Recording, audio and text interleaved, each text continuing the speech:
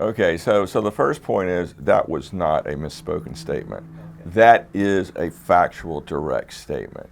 And the bigger question is who's going to be in the administration, who's going to be in the White House. This is an essential weakness of both the Democratic and Republican Party. It also is in line with all of these affirmative action programs that top universities use in the United States to admit students. One of the reasons why I chose Cambridge in the United Kingdom was because in the British world, if you want to go to Oxford and Cambridge, arguably the two best universities on the planet, you don't get into those universities because of your skin color, your gender, or your ethnic group. The number one criteria that those universities use for admission is you have to be incredibly smart or you have to be really, really good at something. So if you're an Olympic level sportsman and you also happen to be pretty good academically, you're very likely to get into Oxford or Cambridge and join one of their sporting programs. If you are an incredibly smart person academically, then when I say that, we're talking basically straight A students, then you are very likely to get in. But when we're talking about Harvard and Yale and the other Ivy League schools across the United States, they allocate a certain number of positions for females, a certain number of positions for males. They're going to take so many students from this state and that state. They're going to take so many students from this ethnic group or that ethnic group. They are essentially social engineering their classes. And the result of that, overall, when you look at the products that are being produced on an educational level, we see that the best research and the best advancements in sort of the world of knowledge are coming from Cambridge. They're not coming from MIT, they're not coming from Harvard, they're not coming from Yale. So America has taken a wrong turn. And then when we talk about the world of politics, what we are seeing group politics across the United States. This started with the Irish in the 1850s. When a huge number of Irish immigrants came to the United States from Ireland, they essentially had zero money. But what they did have was a group.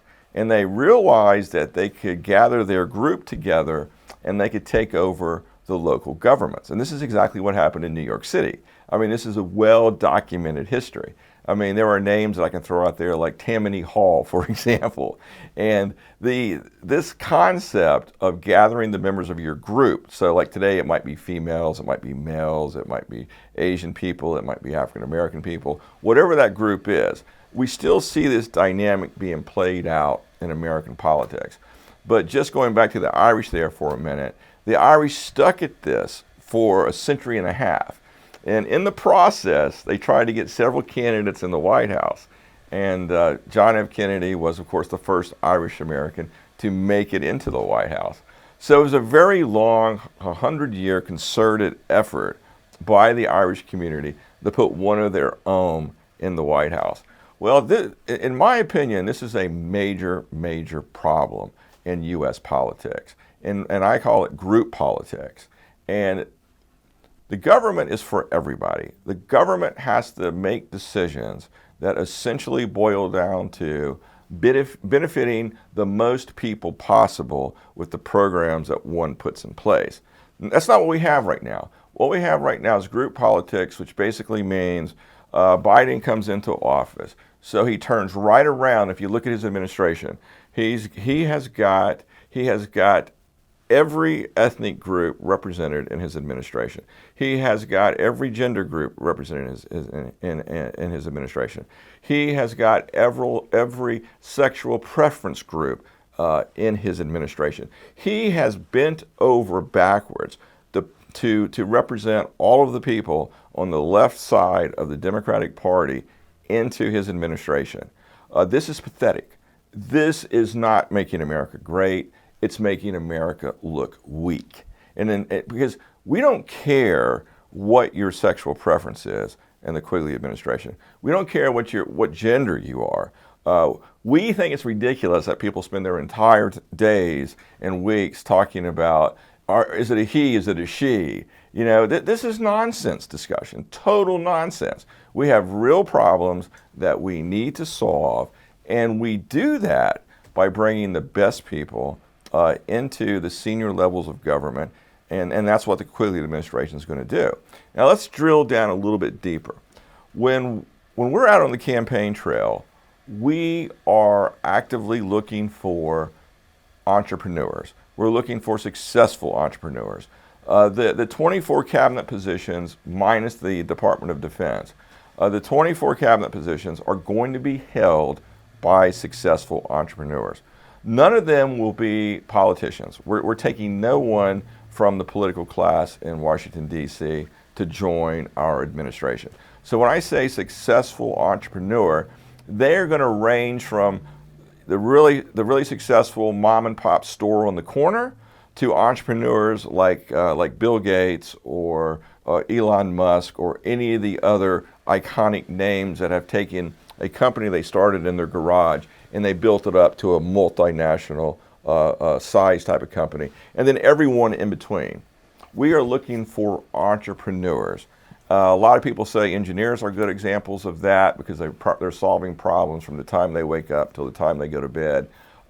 That's all true. Engineers that are also business owners, they're going to qualify. So that group of people is where we are going to find the 4,000 senior executive level personnel that every president must appoint to the federal government in Washington, D.C. And just to reiterate, there will be no politicians in that group in the Quigley administration. And we are not going to fill that group by filling racial quotas, gender quotas. We're not conducting affirmative action.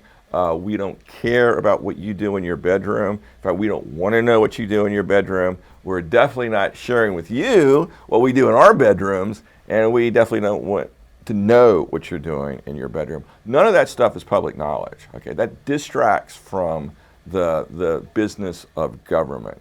So the Quigley administration is going to take a very, very different tact on this issue.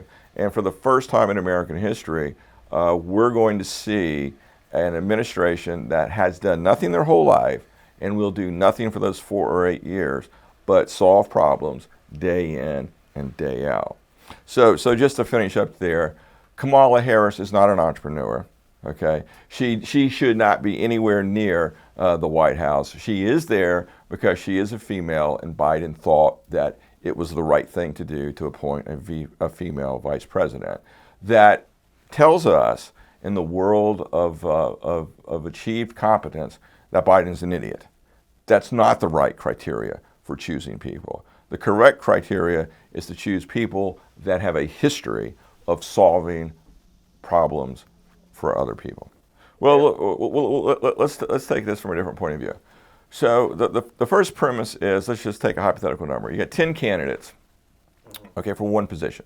Let's just make it really easy. 10 candidates, one position, and every single one of them graduated from Harvard University. Every single one of them had straight A's.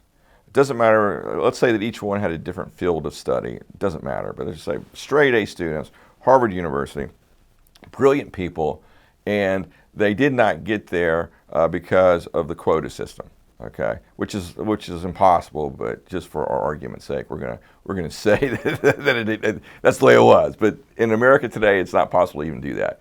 But we got these 10 individual candidates, okay?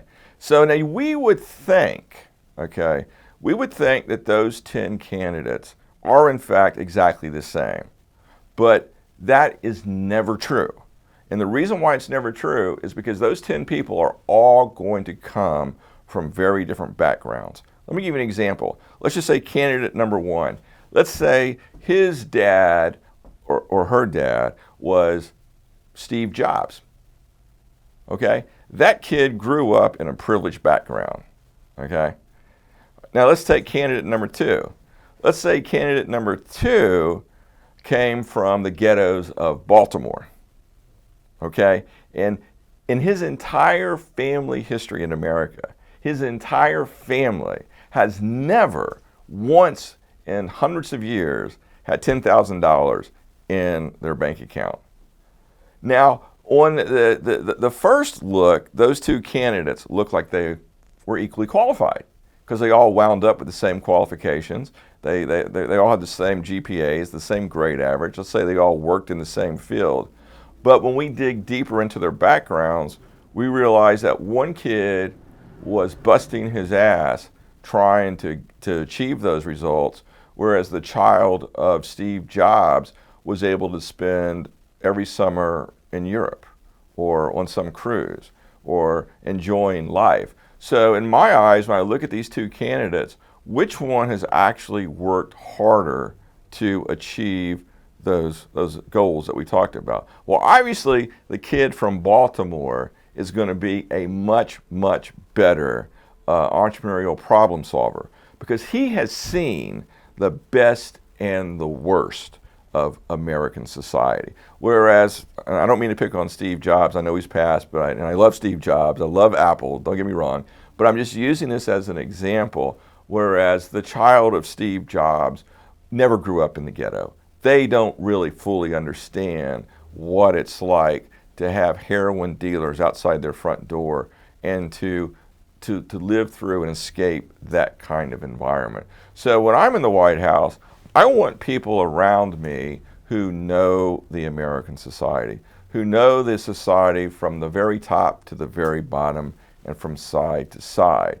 Because after all, if we don't have that knowledge in our decision-making process, then we're obviously going to leave people out because we just are not going to be aware of those people. So that's my answer into the, well, what if everybody's the same? It's not like that. Everyone's not the same. We're always looking for those personal characteristics of achievement, not personal characteristics given by God. We're looking for personal characteristics of achievement that set that person apart. And that's the dividing line. I don't care if you're a female or a male, you're black, you're white, you're Asian, you're Hispanic. None of that makes a bit of difference to me. It's just a talking point. But what a person has done in terms of their achievements and what they've overcome, what they went through to achieve those goals, that speaks to the character and depth of that person's value system.